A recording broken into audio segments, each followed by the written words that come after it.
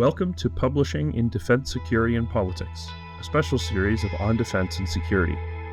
In this series, we speak with editors to understand opportunities for publishing research on defense and security, international relations, and related topics. On Defense and Security is a podcast produced at the Center for International and Defense Policy. Today's journal focus will be on Armed Forces and Society, an interdisciplinary journal that publishes quarterly on civil-military relations, veterans, force effectiveness and diversity, military culture, officer education and training, military institutions, ethics, unit cohesion, military families, peacemaking, privatization, public opinion, and conflict management. The journal is international in scope with a focus on interdisciplinarity and policy discourse. The editors and contributors include political scientists, sociologists, psychologists, legal scholars, historians, and economists, as well as specialists in military organization and strategy and peacekeeping. We're delighted to be joined today by the chief editor of Armed Forces and Society, Swed, who is an associate professor in the Department of Sociology, Anthropology, and Social Work at Texas Tech University. Welcome to On Defense and Security. Thank you for joining us. Thank you for having me. The first question that I had for you today was, can you describe the scope of your journal and how it sits within the field of defense and security studies? Sure. So Armed Forces and Society, as you very clearly illustrated when describing our aim and focus, it touches upon a lot of elements in civil-military relations, in military institutions, in defense, and other things. Nonetheless, the organizing logic of the journal is in its title. It's the idea of that we have those institutions that we give them the authority and the legitimacy to use coercive violence, to use armed capabilities or other capabilities in a way that is meaningful, that is that could be coercive and disciplinary, and how that sort of organization, those sort of organizations, they interact with society. And society could be the people that are engaging the day-to-day or in specific situations with those armed forces. It could be the politicians that are in communication and negotiation and work relation, or sometimes under threat from their work with the armed forces in the case of coups. We talk about veterans, those that were in those institutions and now they are civilians, and that transformation. We talk about military families that have that sort of constant interaction between the civilian and the military, and a variety of other interactions. But the academic question, the theoretical question, the philosophical question is how those institutions that operates often under very different kind of rationale that is many times foreign for civilians, and that they carry those meaningful capacities to coerce, and how do they interact with society and vice versa. And there are discussions on the civil-military gap, the fact that the soldiers' experience and understanding of the world is so foreign and different for civilians, that from the get-go we have um, um, this gap that we need to be able to bridge, need to be able to understand on the most basic level, and that journal plays with that. And when we talk about civil military relations, we talk about veterans, we talk about diversity, we talk about military culture, officer education, unit cohesion, public opinion, privatization, all those could be studied in other journals. But the way that they are being studied here is as they emphasize that sort of interaction, that sort of relation. Now, it is really important for us to understand that armed forces, many times we attribute that to the military, but it does not have to be the military. In different societies, in different cultures, in different parts of the world, it could be the local militia, that they are the authority. It could be that we're talking about different law enforcement agencies, that they have those level of coercive capabilities, and they operate in a military-like fashion. So we entertain that sort of discussion. Yeah, got it. Right. It's very interesting to hear the different ways that the journal approaches interdisciplinarity in terms of setting out its research problems. I was wondering if you could expand a bit on the international focus of armed forces in society. Uh, does that usually turn into comparative case studies across nations or a variety of different national cases appearing within issues? I'd be interested to hear a bit more on the international aspect.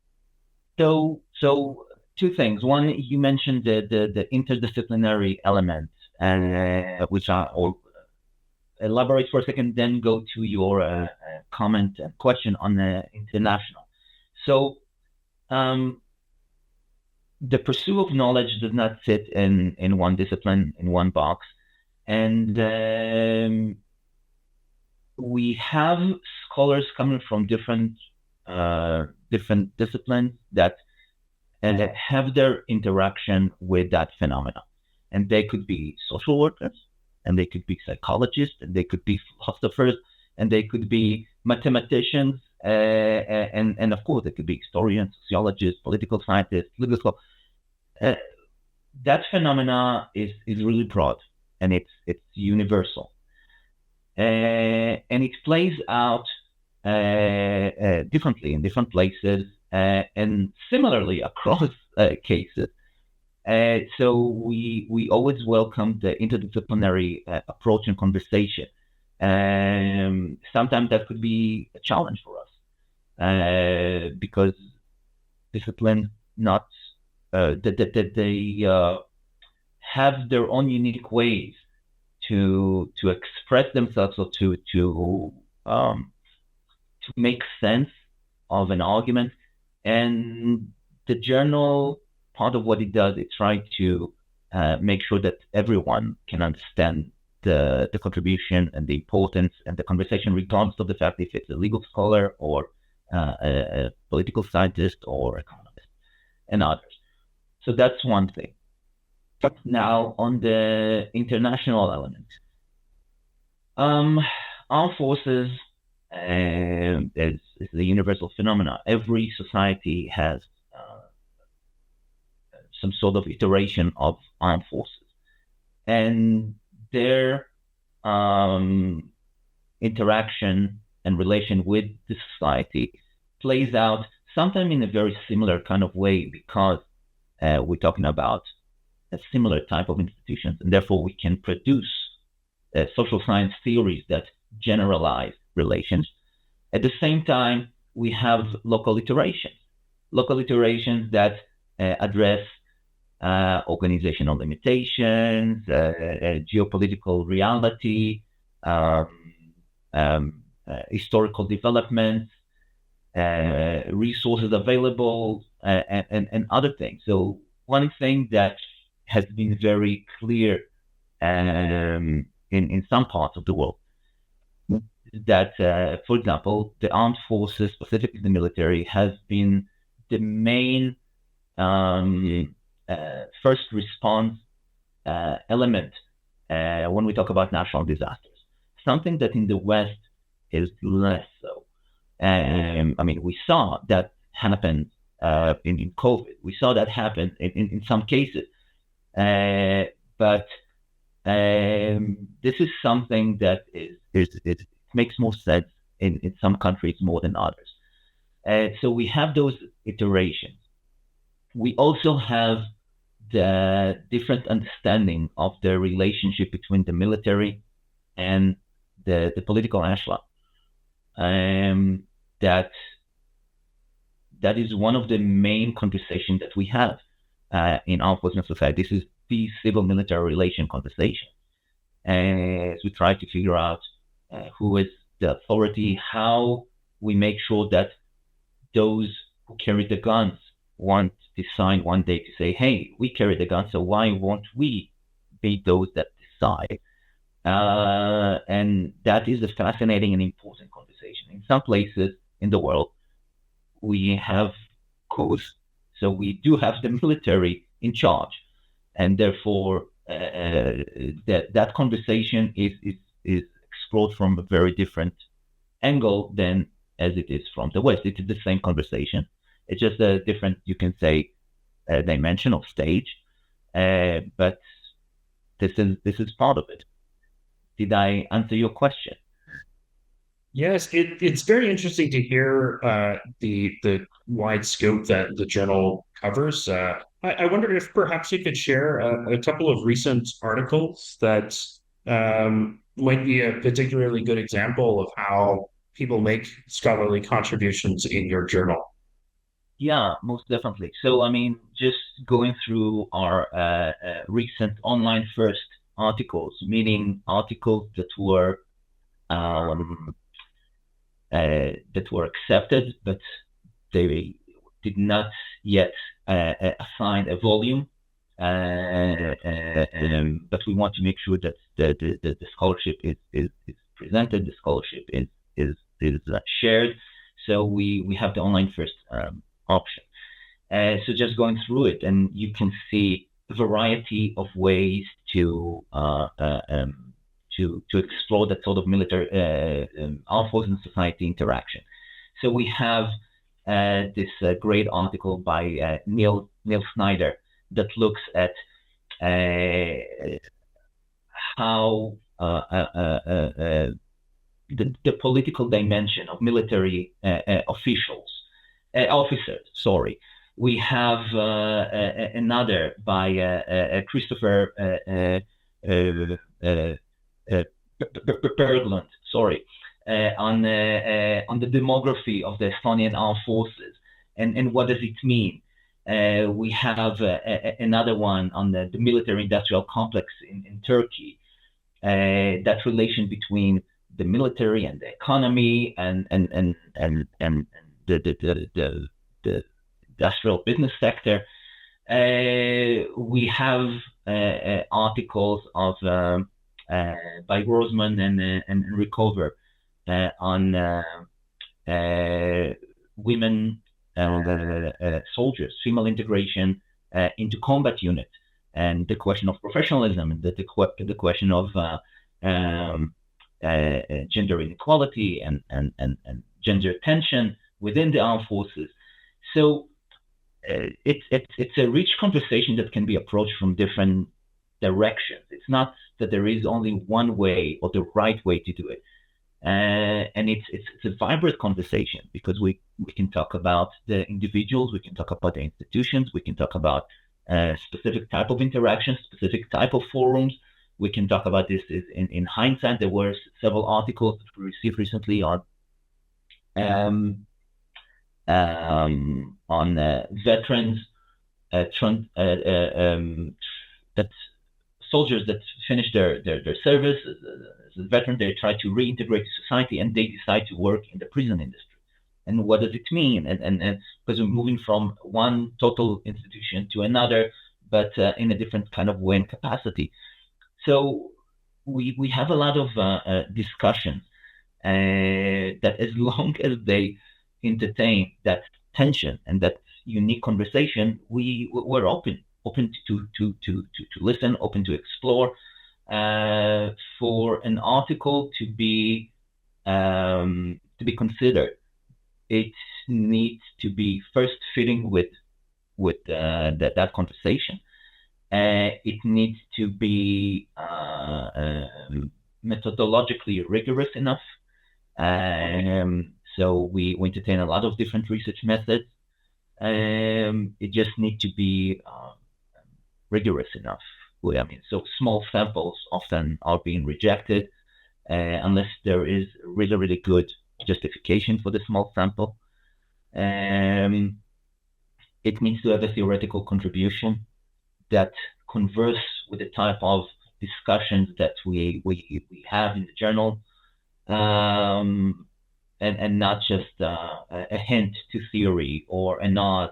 It needs to actually contribute to the general conversation, and that's very, very important given the fact that we're talking about an international phenomenon. And if I'm just looking at how things are in South Africa, and this is not translate to anything else outside of South Africa, at least not the way it's been framed, it's not a meaningful theoretical contribution.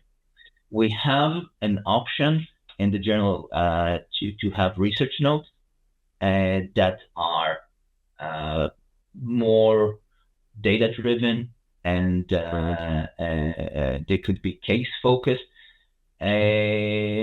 and we can run with that, assuming that it is of interest to our community, and it is still within that discussion, and it is still have meaningful methodological or theoretical contribution, because it could be a theory paper, right? It doesn't have to be data driven. So yeah, I think that I answered your question and went on to other things. Yes, well, it's a wonderful transition, because I was wondering if you could give us a bit of an insight into the review process at your journal, and perhaps highlighting these sorts of differences between the traditional research article that, it looks to tick the theory and the empirical box and the methodological box, and then the other research note expectations that you were alluding to. So yeah, that's an important question. So what we emphasize now is to be able to provide guidance and support to any scholar that approach us. We see our voice in society as a hub of community, and we want to help that community, and we want to help scholars that want to engage with that community. That means that every article that we get, it goes through an internal review process by the editorial team, and if we believe that it can pass a review, we move it forward, and I'll elaborate on that in a second. If we think that it has some critical flaws or stuff that can be adjusted and resubmit, or it's not in a good shape, it still needs to address theory questions, clarifying whatever, we provide them a very effective response with the desk rejection. And we invest that time and effort because we know that not every scholar, especially if we're looking at the international community, not every scholar gets the same training and get the same resources and get the same mentors that some of us do. So we want to make sure that we give them some sort of guidance, even with a desk reject, which it means a lot of work for us, but this is something that we strongly believe in. And so we do that. And sometimes if someone sends a paper that is actually a research note, we tell them, this is actually a research note. If you adjust those things, send it as a research note. If you wish, if it fits what you want, we just suggest it. Now, the moment that the paper, we see again that there is fit, that we believe that it can stand through a review process, then we look for relevant reviews. We have a great pool of excellent reviewers on variety of topics. And those reviewers are the published authors in Armed Forces Society. We are really proud of them. They are the community, and they are the gatekeepers, and they are those who understand the topics and understand the what does it mean to produce good research. And the moment that the reviewers are producing their output, then the editorial team again goes through it. And if needed, we add our own input. If needed, we make a decision. But the goal here is to support and help scholars to publish important and relevant work. I know that there are a lot of cases and theoretical debates that are covered in your journal's pages, but for folks who may be working on a project right now and thinking about, armed forces in society as a potential home for that research, are there any emerging debates or topics where your journal is particularly interested in receiving submissions? So we're interested in the classics, conversation on civil-military relations, veterans reintegration, unit cohesion, military families, privatization. We were interested in those classic conversations. So if you work on that and you converse with the theoretical body that we engage with, you're more than welcome.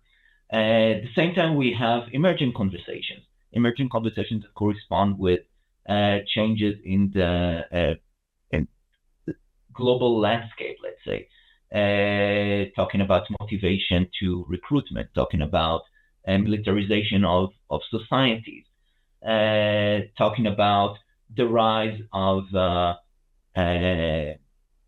violent non-state actors as some sort of standing armies or militias that play important role in communities, and we would love to know more about those. Militarized policing in some countries that play the same kind of role as the armed forces in others. We would like to explore that. But here, when we go into policing, there is this very clear line. If we're talking about beat cop kind of policing, it's less so what we're interested in. That's the criminology, classic criminology. But if we're talking about SWAT units that deploy to deal with the drug cartels, that's more militarized kind of conversation, and that's sort of the armed forces that we're looking at. So it's really also important to know what we are and what we are not. The cyber domain and the use of AI is also important trend that's worth exploring. And we have some great scholarship that emerge out of people that study and understand existing conflicts. The conflict, Israel, Gaza, Lebanon, and others, or conflict in Ukraine, conflict in the Sahel, or Myanmar. Those produce very, very interesting and important insights on our forces in society, that interaction. We would love to hear that. We would love to learn more about that. So, so yeah, again, as long as it fits in the conceptualization, has theoretical contribution, and it has good methods. Well, thank you very much for joining the podcast this week and providing us with an insight into the editorial vision and mission for armed forces and society. If anyone is interested in learning more about this journal, you can visit the webpage online at journals.sagepub.com/how/AF. Thank you very much for joining us, Reid. Thank you so much. Take care.